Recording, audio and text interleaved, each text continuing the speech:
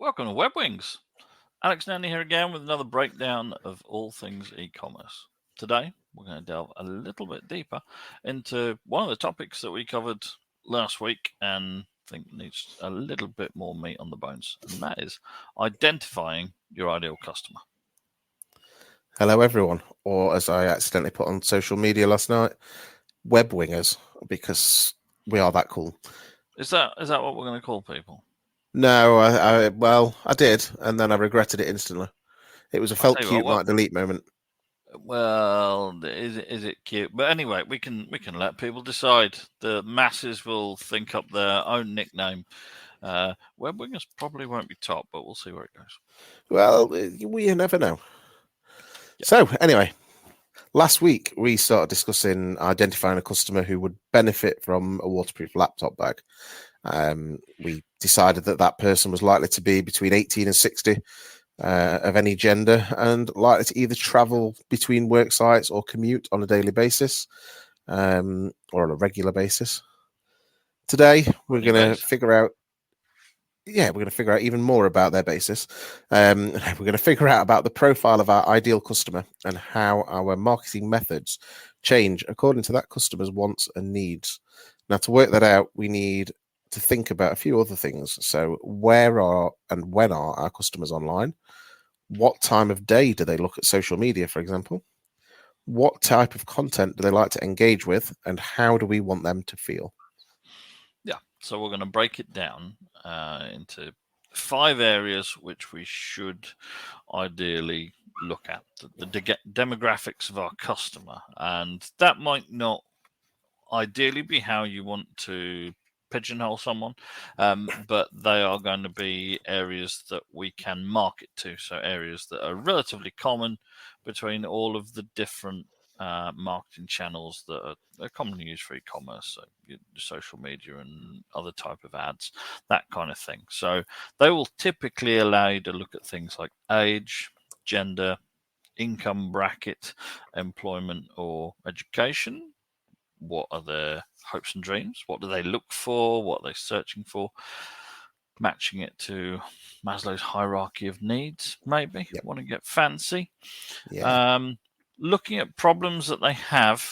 So that's a little bit more doing a bit of a dig. So looking for potential customers, looking at social media and what are current customers that you've got telling you. What problems are the products that you're offering solving, and what are they moving away from is an important one. So why are they no longer either in a certain bracket? Why are they no longer in a certain category for purchasing?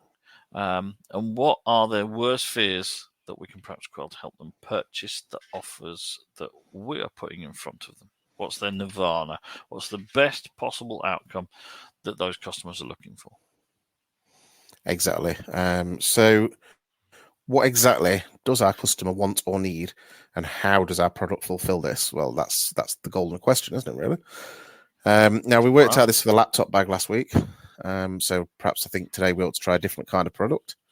And the first thing that came to my mind was a child's wooden toy.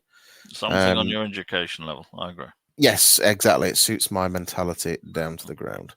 So this describes me quite well. The toy is designed for younger children between 1 and 3 years of age. It's made from an eco-friendly, sustainable sourced wood, and it's designed to help improve a child's cognitive functions through play with bright colours and problem solving. Just what every child wants. Yeah. So there you've got this is what the manufacturer or you as the manufacturer would like to push out. Yeah, exactly. That's our base description. Yeah, you're probably not trying to work that out yourself unless you're the manufacturer, but you're taking that information and you're thinking, how does that go to a person? Exactly. So first, let's perhaps try and identify a demographic of people we want to sell this to, which is totally different to the type of people this is targeted at. So we're talking about a child's toy. The primary market, therefore, will be parents. There are additional demographics we could sell to, like grandparents, aunties, uncles, and all sorts of extended family and friends. But the primary target is always going to be parents, and not to be stereotypical, but generally, mums tend to buy this stuff rather than dads. So we could potentially prioritize targeting females in the way our description and our language is used. The toy is not particularly expensive, so income bracket isn't really of relevance, nor does really employment or personal education really matter for this. No, and you've got to remember those kind of things. So you might as a business, nobody wants to be stereotyping people. However, identifying your customers is a different thing. You have to work out what that person looks like, what they buy, what they do. It's not you're not trying to pigeonhole people, other than it's your way of marketing. So Yeah. That's kind of a thing. Some customers, particularly people who are opening certainly more modern, progressive businesses, who really want to be out there with their ethics and things, they say, "Oh, I don't want to pigeonhole my customers." It's not that. It is identifying them and making sure that you can market to the people that are relevant to your business. So you do have to do some thinking about the people that you're going to have come to you to buy. Exactly. So we also need to identify what the customer wants against what they need, and they can be two different things that get mistaken for each other. When you're buying a child's toy, the customer needs something that's going to be stimulating and safe for the child to use. Those are the necessities. In this example that we're talking about, those are the necessities, and that's what the customer needs. But looking at what they actually want before we decide if the product fulfills it to them. So we've identified that our product's wooden. It's not plastic, so you can market it to people who don't want products that are made of plastic. That's something that can help with your marketing. It helps identify a demographic of people who are more interested in sustainable materials, or it might just be they want something that's likely to last a little bit longer. If you've got a solid wooden toy, it's probably going to last a little bit better than one that's made of plastic. The example here, what we said, it was brightly coloured, designed to stimulate, improve cognitive function through colours and problem solving. So our parents' hopes and dreams, be perhaps able to educate the child. It's different from the overall need of the user, but the person who's buying it, describe the colours to the child. Help the child recognize, match shapes, match colors, and learn about the world throughout it. And putting that into it is probably going to be one of the big drivers for someone buying something like that. Oh yeah, awesome. Exactly. So what problems do people have? What problems are we going to solve using this product? So my first thought would be that we are reducing plastic usage, as we've already mentioned, by using sustainably sourced wood, which is a lovely little statement to add to this sort of thing. Yep. This helps to reduce any concerns parents might have about, say, the environment. And then, for want of a better phrase, it also reduces the amount of plastic crap that their kids play with. Yeah. Anybody who's got kids will know this. Every child has a stash of plastic toys that they play with for a little while, then never play with again. But they get everywhere. Their little pieces get everywhere. They get stood on and they hurt. Yeah, Lego. And you can use that as a way of identifying the larger market as well, and the algorithms that go with it will know that if your customers regularly search for items that have those kind of values, those kind of attributes, they're more likely to show up your results when you've got sustainably sourced wood, when you're not just offering standard plastic stuff, and that's why it's important to put it in. Even if you're not putting out a marketing campaign yourself that's heavily pushing those items, just make sure that those kind of attributes are available and visible, and put in the right areas for the platform you're using to make sure it gets picked up by the tools that will be looking for that. Because even if you're not pushing it, I'm going to say it again, even if you're not pushing it, it can be found and it can be attributed to your customers, and that will be useful to you. Yep. So perhaps next we'd also need to think about what our current customers have been telling us.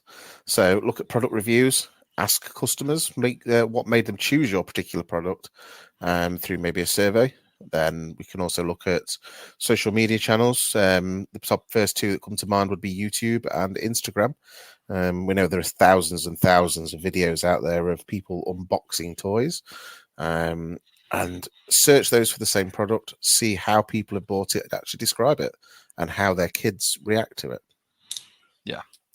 Things like YouTube and Instagram are useful when you're looking at people that have already got the type of product you're buying, because with those very visual channels, you can get how people want it to be perceived that that product's been used. So you can, they'll be set up in little settings. If someone's trying to promote they've bought this lovely item on Instagram, it's probably not just going to be a picture of a wooden duck covered in a load of mess in the middle of a floor. It will probably be in a nice setting. It will probably be in whatever area of the house that they feel, suits it better, or out and about, whatever it might be. And you can use those kind of images to very quickly identify how your customers perceive these products. The people that have already put their money down, even if it's not your customers, if it's your competitors' customers, just people who've already put their money down for this product, how they see it being used. And that's really very, very useful. So there's that.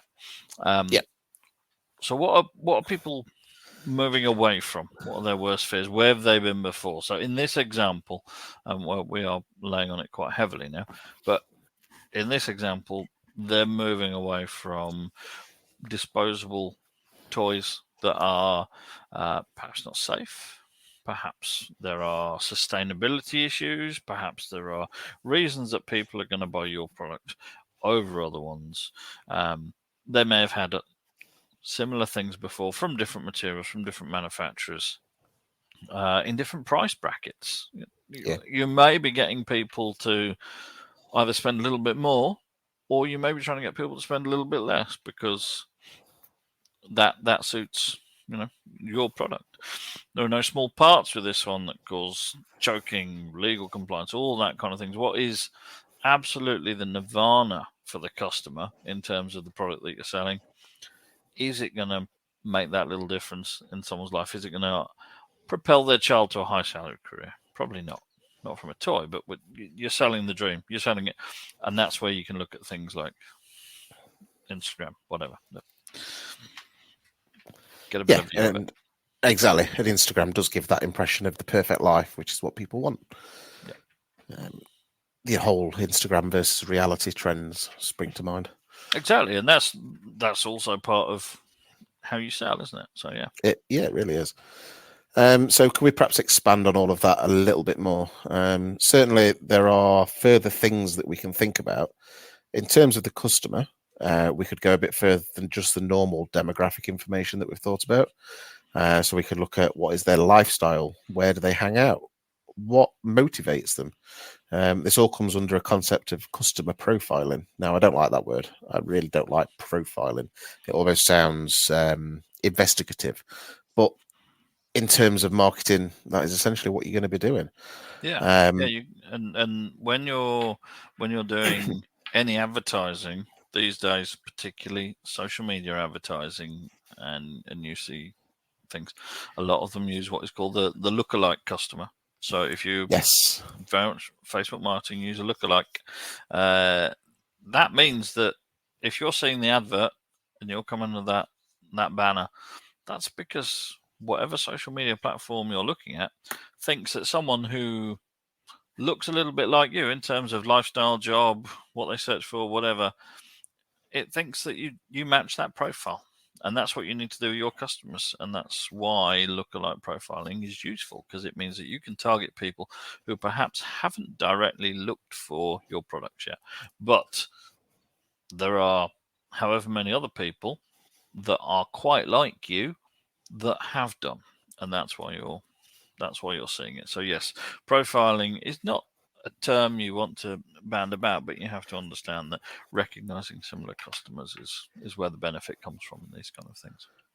Absolutely. There is a TV program and it's called Bull. And if you've never seen it, the basic gist of it is this high level psychologist turns into what's known as a trial scientist, and he creates mirror juries and predicts how trials are going to go based on using an identical person to the people that they've identified that are in the jury.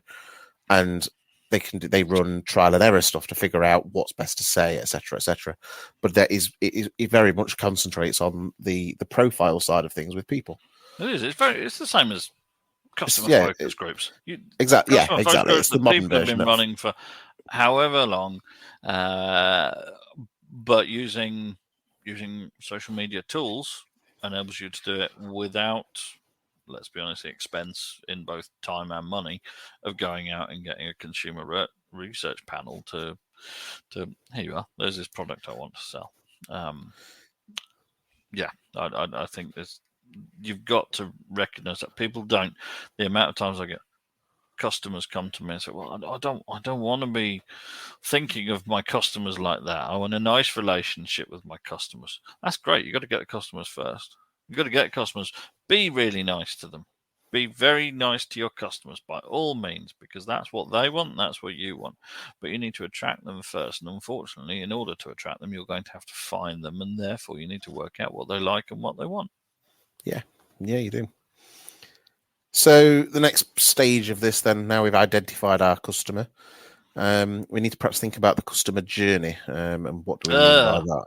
Yes, it's another phrase. I don't like the phrase, but it does describe it quite well. So we need to look at the stages that a customer goes through before, during, and even after their purchase. Yeah, it is a horrible term. I do, whenever I'm saying it to anyone, I have to apologize for using the term customer journey, but you have to understand the customer journey. You have to understand the process. How do they get there? What do they want when they get there? What will take them to the next step in it? And what do they expect, want, need afterwards? Yeah. So we want them to be able to find the product that they want and the information that they need quickly and easily for that product, for that category, and whatever helps them, through that purchase. They may not exactly know what they want. Have they got the information along with that? What's going to make a difference for them? Shipping information, returns policies. Most platforms these days, especially if you're using one of the hosted ones, so Shopify, EKM, whatever else it might be, they will make sure that you include that, because not only is it a good idea, you've got to make sure that you are stating certain things these days, depending on the territory you're in. It might feel mostly irrelevant, but it can make a huge difference to whether people complete their purchase with you instead of a competitor. I always look at shipping information. I will generally look at a returns policy if I think there's a chance that I might need to return it. Yeah. If I have a little bit more confidence in the product or where it's coming from, perhaps I won't go through the returns policy, but I'll always look at shipping because I need to make sure it matches. Sometimes that's just because I'm impatient. I want to know how quick they're going to get it to me. Sometimes it's because, as we've discussed before, are they going to ship it with a carrier that I find reliable? Are there going to be different options for that? Do you live somewhere where there may be restrictions or whatever it might be? Is it coming from overseas? That could be the thing. If you're a drop shipper, you've got products coming from different warehouses. Be honest about that, at least in some way. You need to say that it's coming from a different warehouse, and managing users' expectations is just as important as the rest of it. So during the purchase phase of the journey, making sure that you're capturing all of the customer's information correctly, and everything that you need, but making sure that's as simple as possible for them to complete. These days, that's perhaps a little bit more interesting. Everyone's trying to do that, but everyone's trying to do it in a different way. So these days, there are so many ways that a shopping cart will look when you're going through it. Are they trying to funnel you through an app that they partner with? Are they trying to get you to use your Google login, your Amazon login, some other form of single sign-on, whatever that might be? There are a lot these days. It used to be that people were very used to multiple pages of checkout, and then everyone thought it's a really good idea if we just have a single page checkout. Now it almost feels in some places like through trying to simplify that, a lot of companies are getting that wrong, in my mind, and they're trying to drive you through other services, whether that's for compliance reasons, whether it's just because they don't want to have to deal with certain elements of it. I don't know. I will always try and advise my customers that keeping it simple, single page checkout, if it's appropriate, are probably going to be the best. Things like having to fill your delivery and billing addresses out twice. Is that needed? Is it just a frustration for the customer? Can you fill it out once and have a bit of code automatically populate the next box? If that's an option, then probably a good idea. Have you got loads of upsells? I'm seeing a lot of adverts at the moment for upsell apps for things like Shopify and other platforms, where these days they're actually putting more upsells in your way before you get through the checkout. Yep. And I found that a lot with supermarkets as well at the minute. yeah, that's You the thing. get- I you saw get an the- advert only yesterday, and we're getting off topic slightly here. I saw an advert only yesterday that said that a particular business had got $33,000 more revenue in, I think it was 4 weeks, using an upsell plugin that just shoved an additional 8 products in front of you before you could get to the complete checkout button. Yep. And you're right, supermarkets, it's have you forgotten this? Would you like to add this? You normally buy this. Yeah. Go through even somewhere like McDonald's, KFC, you're ordering on one of the touch screens in the restaurant, if you call it a restaurant, and you try and check out, would you like to add this to your order? Probably. Yeah, probably. You can recognize that I'm someone who's going to add more to my order. But it upsells have always been, and we did touch on it last week as well, but upsells are always a big part. But please remember to keep your checkout as simple as possible. You can put people off so easy. I will click off something if I'm getting annoyed with a checkout. I'll probably end up coming back later, but I might not. So please keep that in mind. You might make yourself some more money. Yes, you have to work that out. You have to work out, are the upsells losing you more customers than additional purchases you're gaining? So be careful with it is always my thought on that. Yeah, I agree. So customers click to purchase or buy now or order or whatever your button says. What happens after the purchase? Well, the biggest thing for me, and this is very much a big bugbear of mine if it doesn't happen, is being kept up to date. I like to know that my product's been shipped, and I like to see tracking information if it's possible, because there's nothing that frustrates me more than not knowing when my delivery is going to turn up. I sit and plan my days each day. I have things I need to do, and I plan my days around when my deliveries are going to turn up if I can. Yeah. So for me, it makes an absolutely huge difference. I know that, as an example, my local Every courier, who is actually really good, she will generally deliver between 2 and 3, which is when I'm out on school run. But she knows where she can leave it. I know when she's been because of the doorbell and things like that. But I can plan around that. And if I'm going to be at home or I have the option to be at home, I can make sure I'm here. Yeah. Obviously, it doesn't happen every time. No, but there's always going to be changes, but yeah, but that's important, and again, that's part of just that confidence, isn't it? And also, one thing I would say is don't go shoving things in there if you're not 100% sure of it.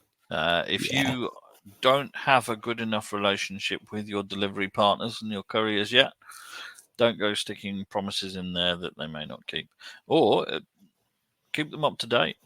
If you're if you're using a courier that's particularly busy at the moment, if it's a busy time of year, make sure you're adjusting that information. If you're coming up to Black Friday, Cyber Monday, Christmas, whatever it might be, make sure that you're adjusting the dates in there, because people will start to shop round, particularly at those times. Yeah. And where some places are putting different delivery scales on things, if they come to your site and it says, well, we can get things out to you, processing is going to be a day and then it'll be with you within 2 working days. If that might be relevant in the middle of March, great. Is that still relevant on the 15th of December? So keep those up to date would be my comment. Yep, absolutely. What else can we do after purchase? Well, after a few days, perhaps we could request a review or some feedback. Obviously, don't send this before we know the item has been delivered if it was tracked, because that's just poor marketing. Yep. The number of times I've had something delivered after I've received a request for feedback. And I haven't got it yet. What do you want me to do? I can't review it. It doesn't make sense. Excuse me. And then this is probably the best way then to get to know what is going on with your customers, and highly important to you. Perhaps we could then offer them an incentive to make a future purchase. For example, 10% off or free shipping on their next purchase within the next 30 days, or maybe on their birthday if it's a more infrequent purchase, or if it's like birthday cards or something like that. Ultimately, it all depends on the type of product you sell. There's no point offering somebody 10% off in the next 30 days if you sell something that's a year's supply or something like that. Yeah, that's very good. Make sure that those kind of offers are relevant to what you're saying. A lot of people just stick in those plugins, or they'll do a standard code like they've seen for people. Make sure you're thinking about those. If you've got agreements with your suppliers, make sure you're actually allowed to offer some of those. That's something that some businesses don't realize until they get in trouble. They'll offer a 10% off on everything, and then their supplier will come and say, actually, we don't want you offering discounts on our products. So there's that. Yep. There are some other bits that we can add to the journey as well, particularly before the purchase, the bit that we're really trying to drive, getting to that purchase. You've left something in your basket emails, what's known as abandoned cart emails. They are really good. They've always been very effective. They can be annoying in some cases. I would champion them trying to be as intelligent as possible, and thinking about when and how and where they send, because they can be really, really effective in getting people to come back and finish their purchase, or understanding why they haven't. So if you've got abandoned cart emails going out, make sure you study whatever stats you get with that. How many of them are being sent out and how many of them are actually being effective? Because if people are getting to that point in the user journey and all of a sudden they're deciding not to buy and they never come back, is it your delivery costs? Is it your processing time? Were there taxes or fees that weren't added on until that point? Was there some other piece of information that wasn't being offered until that point that all of a sudden made them think they're not going through? Is your cart page really messy? Are you having problems with payment provider? So have a look at those and have a think about how they're sent as well. So is it being sent the same day? And quite a lot of them these days can be more intelligent. You can have it so if someone abandons a cart at 11 p.m., there's no point sending an email at 3 a.m. Perhaps send it at 9 a.m. or whatever that might be. Send one a few hours after, and then perhaps send one a few days after. And you can use that to offer maybe a discount, maybe free delivery.